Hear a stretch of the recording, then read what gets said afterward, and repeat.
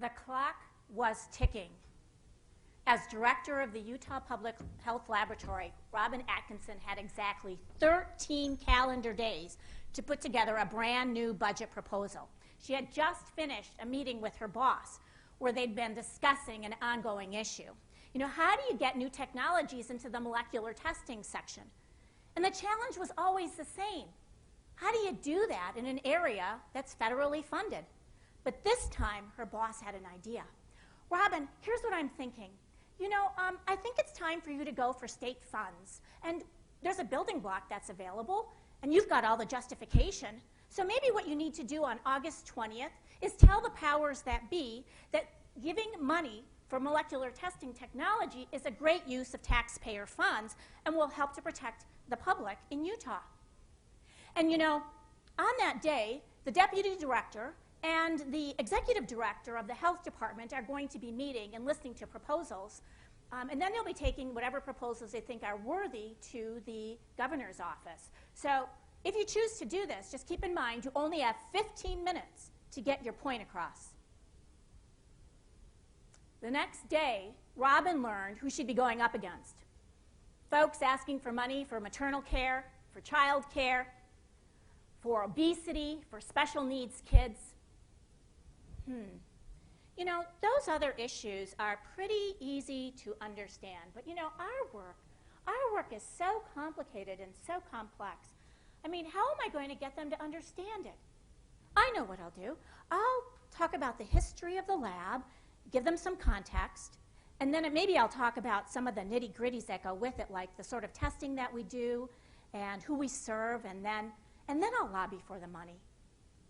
Being the good laboratorian that she is, she put together a very, very detailed handout that was a business case. And on top of that, she also prepared a very detailed PowerPoint presentation that outlined the who, what, where, when, and how of all this was going to work.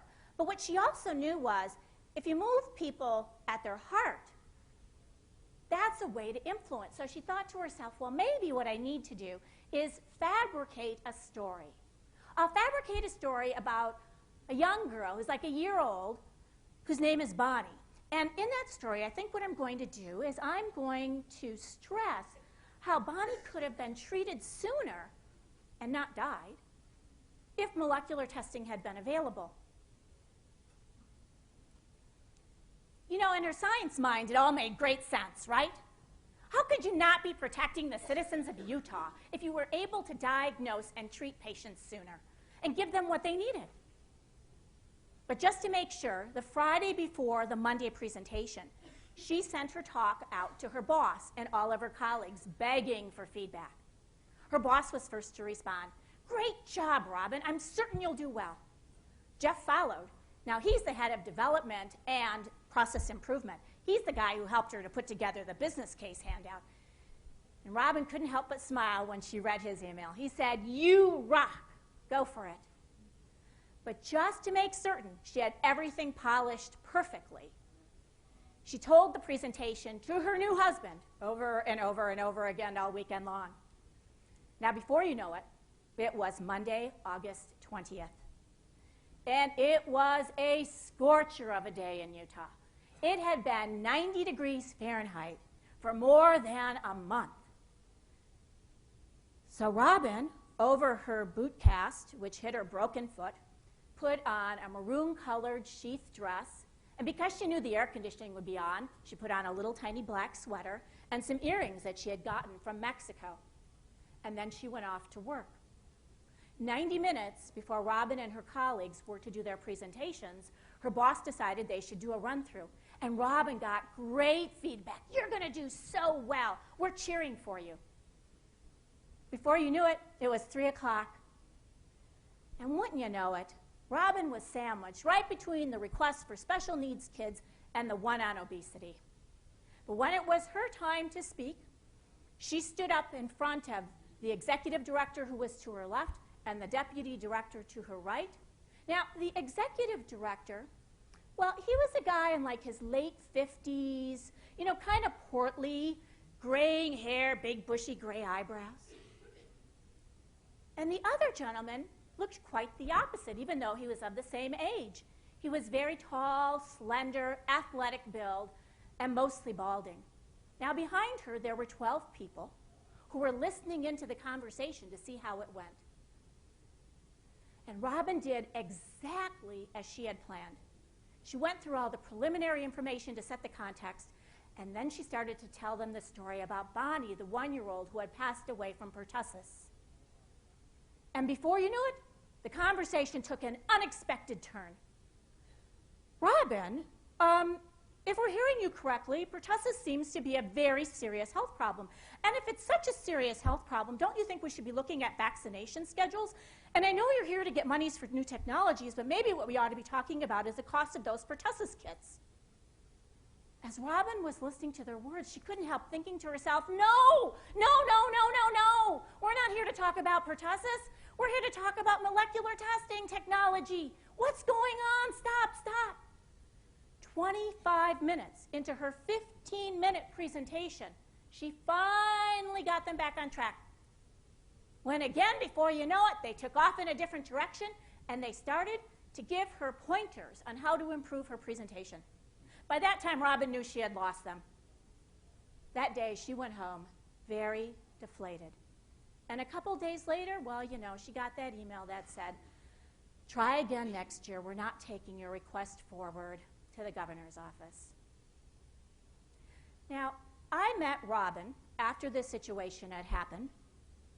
She was about to attend a week-long training session that I was doing on lobbying and how to incorporate storytelling into lobbying, and then going to Capitol Hill and telling stories to congressional leaders.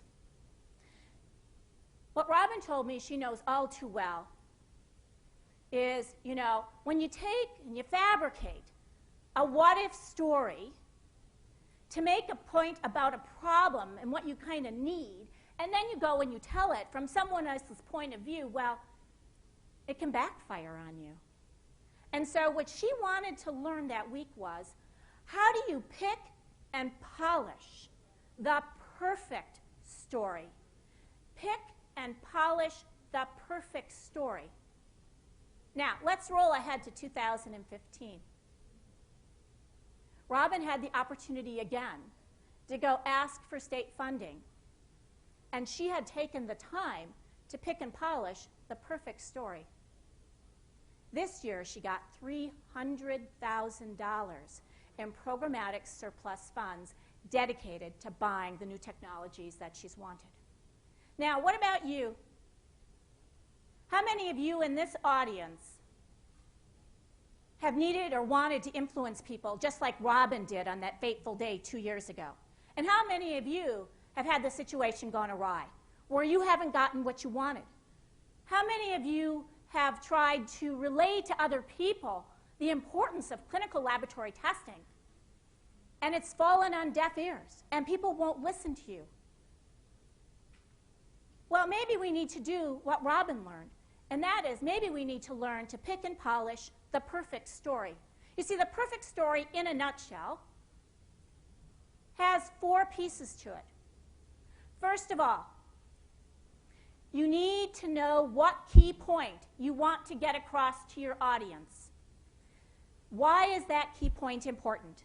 Because that key point is about what you want people to do differently after they hear your story. How do you want them to behave differently? How do you want them to think differently? How do you want them to feel differently after they hear it?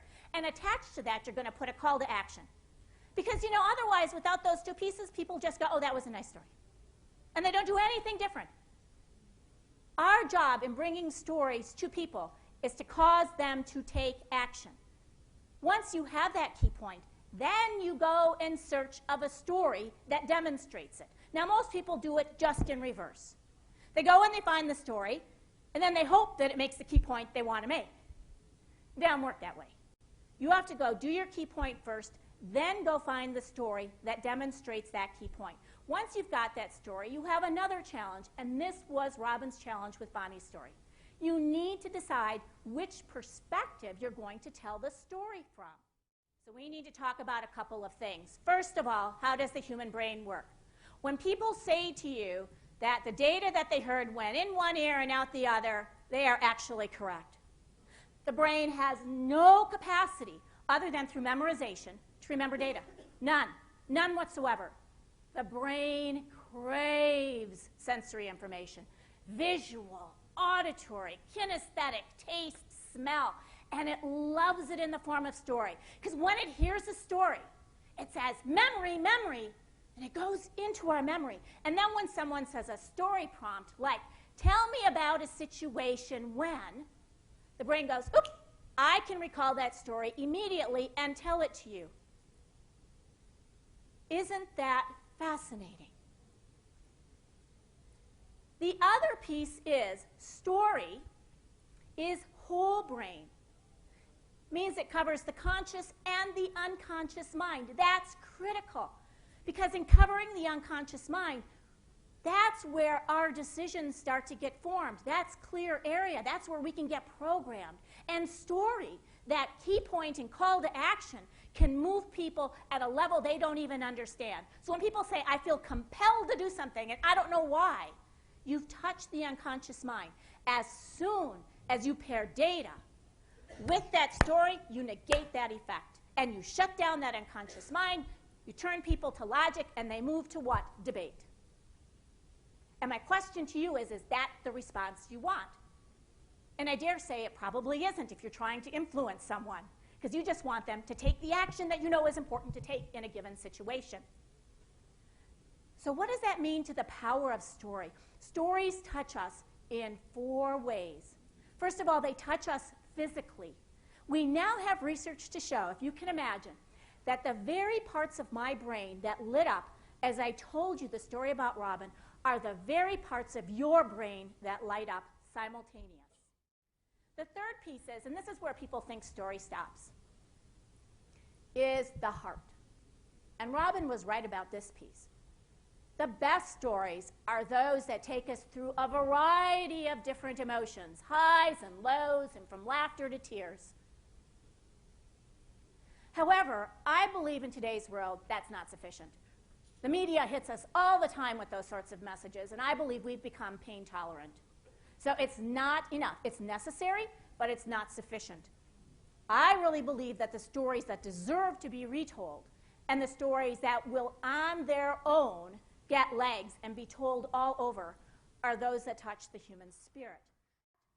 If we want to influence people to understand the importance of clinical chemistry especially, we need to add the key point, pick and polish the perfect story, and a call to action. What about you?